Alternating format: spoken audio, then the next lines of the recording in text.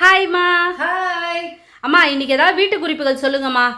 வெள்ளை துணி சில பேர் துவைப்பாங்க. ஒரு 4-5 தடவை துவைச்சதும் அந்த வெள்ளை துணி வந்து பழுப்பு கலராக ஆகிடுது. அப்படியான துணியில் சோப்பு தூள் 1 ஸ்பூன் போட்டால் 1 ஸ்பூன் கல் சால்ட்டு போட்டு ஊற வச்சு 1 மணி நேரம் கழித்து நீங்கள் துவைச்சிங்கன்னா பளிச்சுன்னு இருக்கும் அந்த துணி.